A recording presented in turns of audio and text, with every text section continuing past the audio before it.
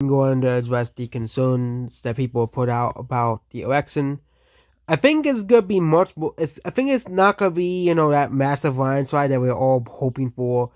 And once Trump gets his campaign back together and actually, well, I think he's starting to do that with the North Carolina rally. But hopefully Trump's campaign gets back together. Of course, this is as of now. Of course, the election results could be very different. But of course, we're going to give Trump all of his safe states here. So these are all the states that I think Trump is gonna win, like 100% of the time. Okay, you can also add in Florida, North Carolina, Ohio as well, and Maine's second district. So the states that Democrats are guaranteed to win. So these states here, Colorado. We're not gonna cover New Mexico just yet. Hawaii, Illinois, Minnesota, um, Maryland. I was trying to click on DC, Delaware, New Hampshire.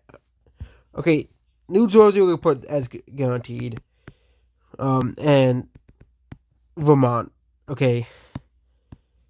So yeah, the swing map has changed back to basically how it was before. And we're gonna keep New Mexico, Virginia, and New Hampshire, and Maine at large as swing states. So these are all the swing states. So Democrats have 201 guaranteed electoral votes. Republicans have 217.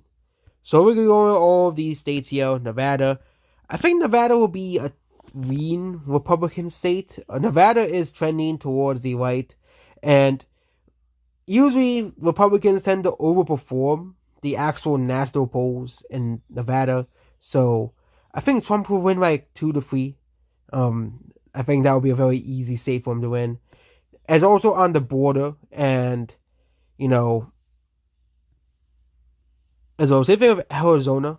I think Arizona will be won by a similar margin. I think these two states, like Arizona, is trending towards the left of the nation, but I think Trump will still win the state by around 2 to 3 because, of course, you had the border crisis. A lot of people are not very happy about the border crisis. 100%. No, not really people are happy about it. So I think Arizona is going to be one of the states that Trump will win. Next is New Mexico. I think New Mexico will be closer than it usually is. Okay, well, actually put Minnesota as we blue as well. Yeah, but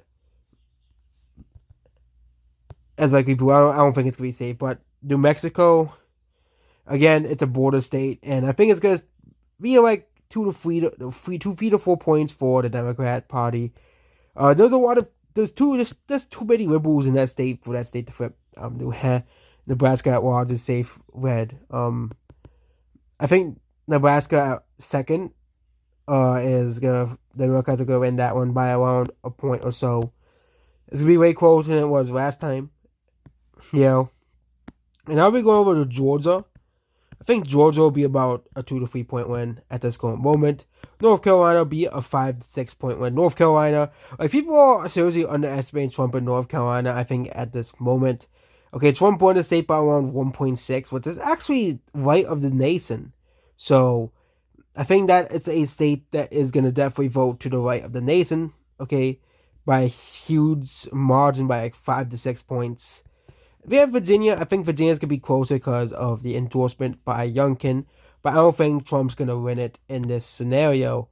And we have Maine and New Hampshire will be by 7 to 8 points, both states. And then we have the Rust Belt states. These are the states that Trump only needs to win, in my opinion, one of these states, and I think he's going to win Pennsylvania by around 2 to 3 points as well. I think that's a state that he's going to win. And then we have these last two states here. It's very weird. At this current moment, I think that Kamala is going to win Michigan by at least a point or so. And we have Wisconsin. Wisconsin's going to be a razor thin margin. Let's say Trump wins by 0.5%. Although, I actually think Wisconsin, Trump is usually underestimated in the polls. Okay, Trump is still like neck to neck in Wisconsin. So let's say he's usually underestimated by like 2 to 3 points in the state. So we're using the higher sample size. We're using the fact that Wisconsin is usually underrepresents Republicans. So let's say he wins Wisconsin. Trump Trump would win 297 to Democrat 241. This is a more realistic map, I think, than the landslides you're posting.